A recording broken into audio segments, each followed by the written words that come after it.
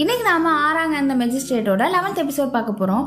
போன எபிசோட்ல இன்னும் 2 முழு நிலவுக்கு தான் ஹீரோயின் இந்த பூமியில இருக்க போறான்ற விஷயம் ஹீரோவுக்கு தெரிய வந்திருக்கும். மனுஷன் ரொம்ப அப்செட் ஆயிட்டாரு. அப்புறம் இந்த எபிசோட் ஸ்டார்டிங்ல ஹீரோ அம்மாவை காட்டுறாங்க. அவங்களோட ரகசிய இடத்துல உட்காந்துக்கிட்டு என்னை பிடிக்கிறதுக்கு அவளை தூண்டிலா பயன்படுத்துறீங்களா, நான் அதுல சிக்கவே நினைக்கிறீங்களா, நான் ஒரு மனுஷனோட உடம்புல இருக்கிற வரைக்கும் என்னை உங்களால ஒண்ணுமே பண்ண முடியாதுன்னு அவங்களே பேசிட்டு இருக்காங்க. இந்த அம்மாவை சாகடிக்க அந்த மெயினான மரண தூதுவரால மட்டும்தான் முடியுமா, அவனும் என்ன சாகடிப்பான்னு நினைக்கிறீங்களா அப்படின்னு இந்த அம்மா பேசிக்கிட்டே ஒரு கண்ணாடி முன்னாடி போய் நிக்கிறாங்க. கண்ணாடியில வேற ஒரு பொண்ணோட பிரதிபலிப்பு தெரியுது. இந்த பொண்ணு தான் ஹீரோ அம்மாவை இப்படி செய்ய வைக்கிறா போல. இப்ப இங்க கட் பண்ணி மரண தூதுவரை கட்டுறாங்க.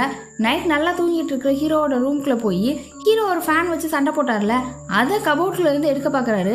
அங்க ஹீரோவோட அம்மா ஹேர் பின்னும் கிடைக்குது.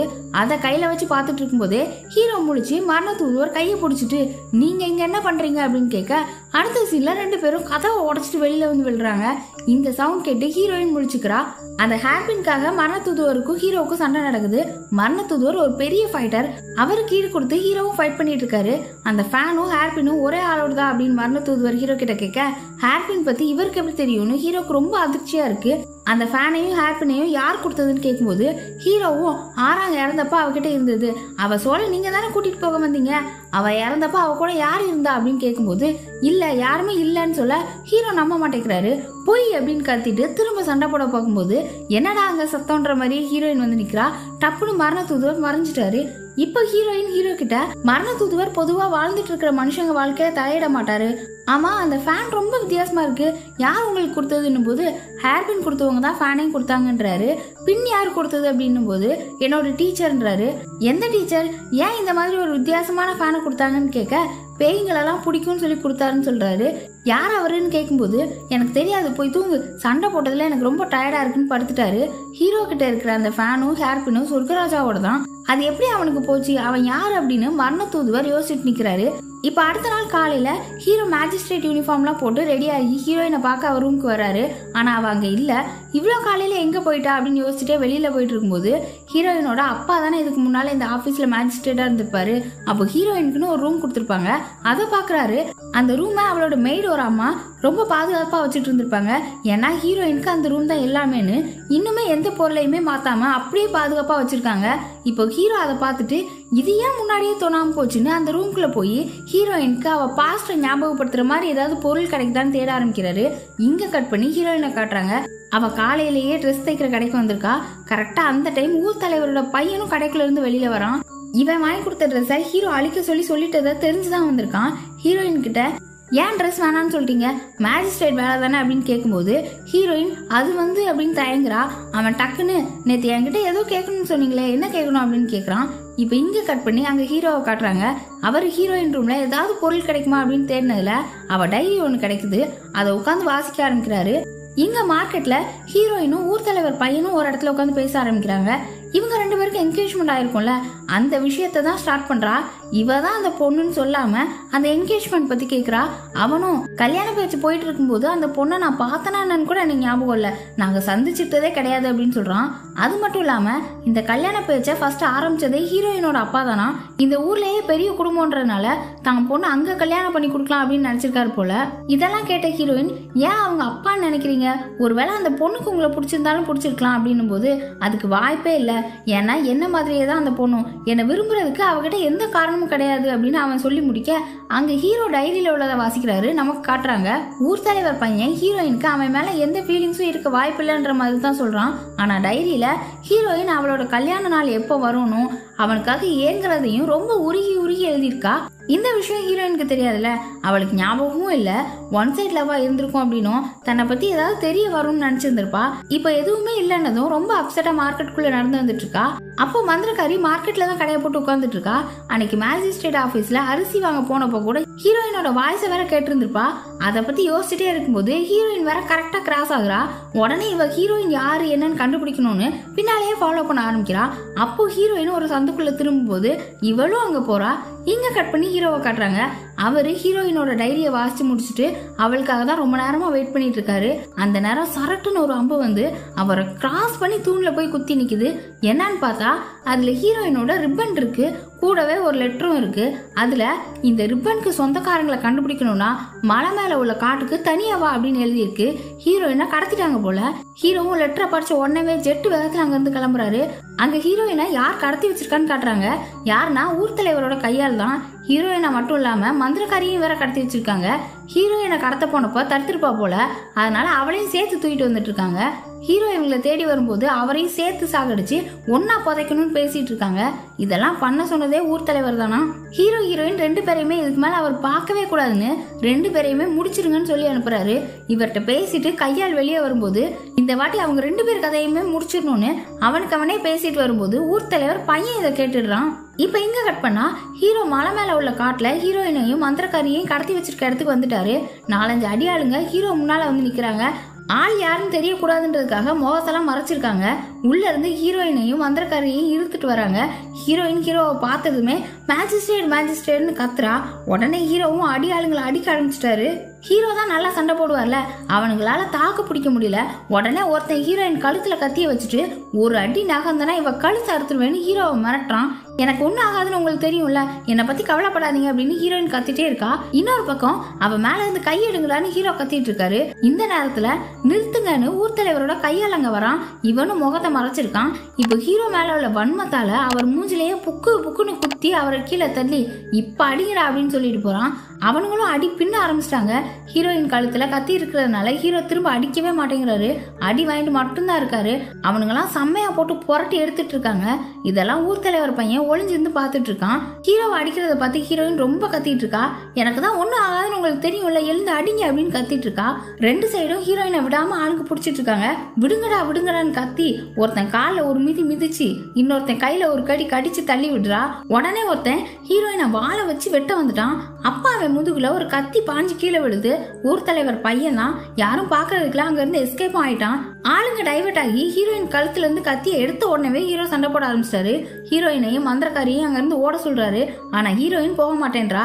நீ இங்க இருக்கிறது சண்டை போட இடைஞ்சலா இருக்கு, சொன்னா கேளுன்னதும் ஹீரோயின் சரின்னு மந்திரக்காரியை கூட்டிட்டு அங்க இருந்து ஓடுறா. ஹீரோ இப்பதான் ஃபுல் ஃபார்ம்ல களத்துல இறங்குறாரு. எல்லாரையும் போட்டு அடி பின்னி எடுத்துட்டு இருக்காரு. இவர் இங்க சண்டை போட்டுட்டு இருக்க டைம்ல ஊர் தலைவரோட கையால் ஹீரோயினை துரத்துறதுக்கு 4 பேரை கூட்டிட்டு அந்த பக்கமா ஓடுறான். ஹீரோ இங்க இருக்கிற ஆளுங்க எல்லாம் அடிச்சு போட்டுட்டு ஹீரோயின் போன திசையை நோக்கி அவரும் ஓடுறாரு. ஹீரோயினும் மந்திரக்காரியும் வேகமா தான் ஓடுறாங்க. ஆனாலும் துரத்திட்டு வந்த ஆளுங்க சுத்தி வளைச்சிட்டாங்க. கொல்றதுக்காக மந்திரக்காரியை நோக்கி வாழை ஓங்கும் போது அவ ஆணு கத்துறா. இவ கத்துற சவுண்டு ஹீரோக்கு கேட்டு என்ன ஆச்சுன்னு அவர் பயந்துட்டே நிக்க. அங்க என்ன ஆச்சுன்னு பார்த்தா மந்திரக்காரியை கொல்றதுக்கு வாழை ஓங்கினப்ப நடுவுல ஹீரோயின் போய் நின்னுக்கிறா. அவ கழுத்துல விட்டு விழுந்துருச்சு. நிறைய ரத்தம் போய் பொத்துன்னு மயங்கிட்டா. ஒரு அடியால் அவ கழுத்துல கைய வச்சு பார்த்துட்டு இறந்து போயிட்டான்னு சொல்ல, சரி அவ கதையை முடிச்சு விட்டுடுங்க அப்படின்னு ஊர் தலைவர் கையால் அங்க இருந்து கிளம்பிட்டான். மந்திரக்காரியை சாகடிக்கிறதுக்கு ஒருத்தன் வாழை ஓங்க நல்ல வேலையா ஹீரோ வந்து காப்பாத்திட்டாரு. அங்க உள்ள ஆளுங்களெல்லாம் அடிச்சு போட்டுட்டு மயக்கமா இருக்கிற ஹீரோயின் கிட்ட போய் ஆறாங்கன்னு கத்துறாரு. இவர் ஹீரோயின் பேரை கத்தி சொல்லும் போதுதான் இந்த மந்திரக்காரிக்கு தெரியுது இவ தான் நம்ம கிட்ட முன்னாடி பழகிட்டு இருந்த அந்த ஆவின்னு. இப்ப ஹீரோயின் கழுத்துல உள்ள காயம் அப்படியே மறையுது, சரியாகுது. மந்திரக்காரி அதை பார்த்து ஷாக்காக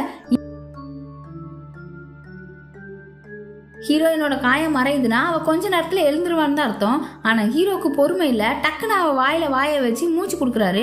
அவளும் கண்ணை முழிச்சிட்டா. ஹீரோ சிரிச்சுட்டே அவளை பார்க்கும்போது என்ன பண்றீங்க, இருங்க உங்களை வச்சுக்கிறேன்னு கஷ்டப்பட்டு பேசிட்டு திரும்பவும் வாங்கிட்டா. இன்னொரு பக்கம் ஹீரோவை சாகடிக்கலன்றதுனால கொடுத்த வேலையை ஒழுங்கா பண்ண மாட்டியான்னு ஊர் தலைவர் அவரோட கையால புடிச்சு நல்லா கத்திட்டு இருக்காரு. இங்க கட் பண்ணா ஹீரோயினா அவ ரூமுக்கு தூக்கிட்டு வந்து படுக்க வைக்கிறாரு. மந்திரக்காரி அவ டவுட் எல்லாம் ஹீரோ கிட்ட கேட்க ஆரம்பிக்கிறா.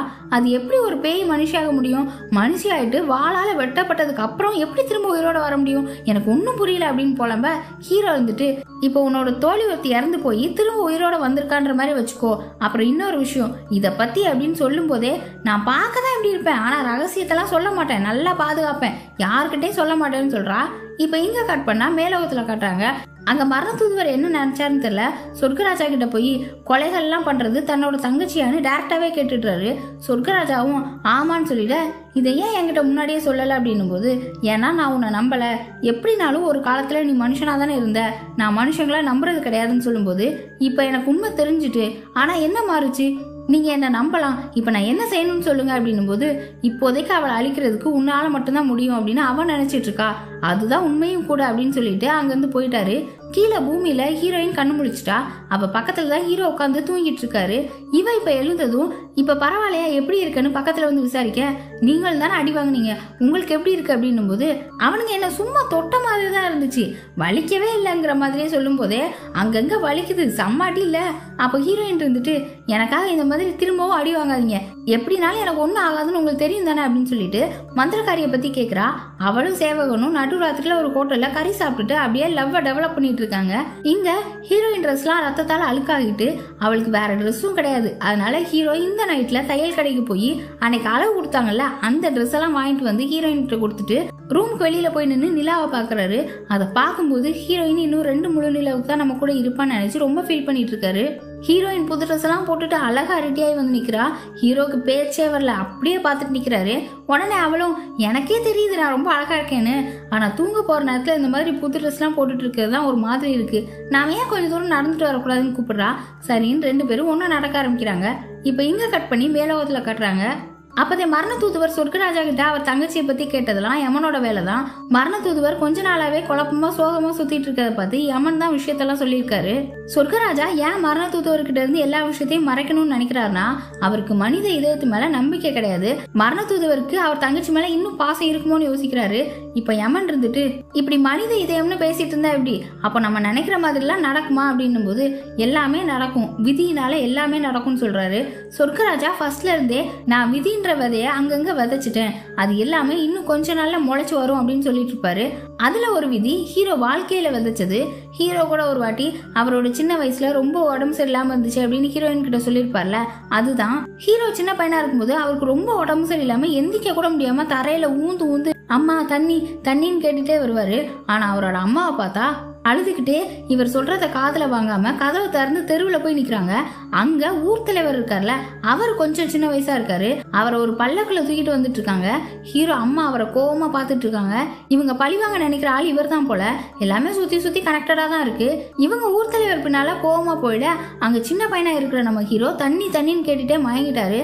இதெல்லாம் நம்ம சொர்க்கராஜா நின்று பார்த்துட்டே ஹீரோ பக்கத்துல போய் அவரோட தலையில கை வைக்கிறாரு. அந்த டைம் ஒரு மரண தூதுவர் அங்க வர்றாரு. ஹீரோ இறந்து போயிருப்பாரு என்னன்னு தெரியல. சொர்க்கராஜாவை பார்த்ததுமே வணக்கம் வச்சுட்டு மரண தூதுவர் அங்க இருந்து கிளம்பிட்டாரு. இப்போ சொர்க்கராஜா இருந்துட்டு, இது ஒரு கடனா இருக்கட்டும், இனிமே இந்த காலத்துக்கு சொந்தக்காரன் நீ கிடையாது, இது எல்லாமே உனக்கு ஒரு நாள் ஞாபகம் வரும்னு சொல்லிட்டு குட்டி பையனை தூக்கி கொண்டு போய் உள்ள வைக்கிறாரு. இப்ப பிளாஷ்பேக் முடிஞ்சு ஹீரோவை தான் கட்டுறாங்க. அவர் ரெடி ஆகி மேஜிஸ்ட்ரேட் யூனிஃபார்ம் போடலான்னு பார்க்கும்போது ட்ரெஸ் நேத்து ஃபைட்ல ரொம்ப அழுக்காயிட்டு என்ன பண்ணலாம் அப்படின்னு பார்க்கும்போது, இவர் சேவங்க ஒரு வாட்டி ஹீரோ மலை மேல இருந்து விழுந்திருப்பார்ல, அந்த ட்ரெஸ் எல்லாம் துவைச்சு அயன் பண்ணி ஒரு மூட்டையா ஒரு இடத்துல வச்சிருப்பான். அதை பார்த்துட்டு ட்ரெஸ் எல்லாம் எப்படி போட்டு வச்சிருக்கான் பாருன்னு அந்த மூட்டையை பிரிச்சு உள்ள இருந்து ட்ரெஸ் எடுக்கிறாரு. அப்ப அன்னைக்கு அவர் அந்த மந்திரிச்ச துணியையும் சேர்த்து எடுத்து தானே பள்ளத்துல விழுந்திருப்பாரு. அந்த துணியும் சேர்ந்து இருக்கு. அதை கையில வச்சு பார்த்துட்டு இருக்கும்போது மேஜிஸ்ட்ரேட் வாங்க போலான்னு கூப்பிட்டுட்டு ஹீரோயின் அங்க வரா. வந்து அந்த மந்திரிச்ச துணியை பார்த்துட்டு, இதே மாதிரி ஒண்ணு இதுக்கு முன்னால் நான் பார்த்திருக்கேன் அப்படின்னு சொல்றா. எங்கன்னு கேட்கும்போது ஊர் தலைவர் வீட்டுலன்றா. இப்ப இந்த மந்திரிச்ச துணியை எடுத்துட்டு போய் மந்திரக்காரி கிட்ட 2 பேரும் கேக்குறாங்க, இது என்னவா இருக்கும், எதுக்கு யூஸ் பண்ற மந்திரம், யார் இதை யூஸ் பண்ணிருப்பா அப்படி எல்லாம் கேக்குறாங்க. பொதுவா இந்த மந்திரக்காரிக்கு எல்லா மந்திர வார்த்தைகளும் தெரியுமா, ஆனா இது ஏதோ வித்தியாசமா இருக்கு, நான் பார்த்ததே இல்லைன்னு சொல்றா. இப்ப ஹீரோயினுக்கு என்ன தோணுதுன்னா, எலும்பு கூடு கிடைச்ச இடத்தையும் மறைச்சது ஊர் தலைவர் தான். அங்கதான் இந்த மந்திரிச்ச துணி இருந்திருக்கு. அவர் வீட்லயும் இது மாதிரி தான் உன்னை நான் பாத்திருக்கேன். அப்ப இதுல ஏதோ ஒரு பெரிய விஷயம் இருக்குன்னு கண்டுபிடிச்சிட்டா. உடனே ஹீரோவும் சரி இதை நானே போய் கன்ஃபார்ம் பண்ணிட்டு வரேன் அப்படின்னு ஊர் தலைவர் வீட்டுக்கு கிளம்புறாரு. ஹீரோயின் நானும் வரேன்னு சொல்ல, நீ ஆபீஸ்க்கு போ, நான் அங்க போயிட்டு வந்துட்டேன்னு சொல்லிட்டு ஊர் தலைவர் வீட்டுக்கு முன்னால போய் நிக்கிறாரு. சரி டைரக்டா உள்ள போய் ஊர் தலைவர்கிட்ட கேட்பாருன்னு பார்த்தா சுவரையர் குதிச்சு உள்ள நுழையிறாரு. ஊர் தலைவர் பையன் ரூமுக்கு வெளியில அவனோட செருப்பு இருக்கு, அவன் உள்ளதான் இருக்கான்னு ஹீரோக்கு தெரியுது. நைஸா அந்த ரூமை கிராஸ் பண்ணி ஹீரோயின் ஒரு படிக்கட்டு போற இடத்த சொல்லியிருப்பா. அந்த இடத்தையும் பார்த்துட்டு அங்க போறாரு. வழியில நிறைய மூங்கில் மரமா இருக்கும்னு சொல்லியிருப்பா. அதுவும் வருது. அங்கதான் ஒரு கட்டையில மந்திரிச்ச துணியில உள்ள மாதிரி மந்திரம் இருக்கும். ஹீரோவும் அதை பார்த்துட்டு அந்த துணியை அந்த கட்டை பக்கத்துல வச்சு 2 ஒன்னா இருக்கான்னு பார்த்துட்டு, இந்த மாதிரி ஒரு விஷயம் ஏன் ஊர் தலைவர் வீட்டுல இருக்குன்னு யோசிச்சுட்டு இருக்காரு. யாரோ நம்மளோட இடத்துக்குள்ள நுழையிறாங்கன்னு ஹீரோவோட அம்மாவுக்கும் சென்ஸ் ஆயிட்டு டக்குன்னு அவங்க ரூம்ல இருந்து வெளியில வந்து ரகசிய அறை இருக்கிற ரூமுக்கு கிளம்புறாங்க. ஹீரோ அந்த இடத்துக்கிட்டே வந்துட்டாரு. கதவுக்கு இந்த பக்கமா ஹீரோ, அந்த பக்கமா அவரோட அம்மா நின்றுட்டு இருக்காங்க. இவ்வளோ நாளா தேடிட்டு இருந்த தன்னோட அம்மாவை இன்னைக்கு இவர் பார்த்துடுவாரு அப்படின்னு நினைச்சா கதவு திறக்க போற டைம்ல இங்க என்ன பண்றீங்கன்னு ஊர் தலைவர் பையன் வந்து முறைச்சிட்டு நிக்கிறான். அப்படியே எபிசோடையும் முடிக்கிறாங்க. ஹீரோவுக்கு தன்னோட அம்மா தான் இவ்வளோ கொலையையும் பண்றாங்கன்னு தெரிய வரும்போதும், சொர்க்கராஜா அவரோட அம்மாவை அழிக்க நினைக்கிறது தெரிய வரும்போதும் என்ன பண்ணுவாருன்றதெல்லாம் வரப்போற எபிசோட்ஸ்ல பார்ப்போம். அதுக்கு சேனலை சப்ஸ்கிரைப் பண்ணி பெல் ஐக்கானை பிரஸ் பண்ணி வச்சுக்கோங்க. வீடியோ பிடிச்சிருந்தா லைக் பண்ணுங்க. Bye by.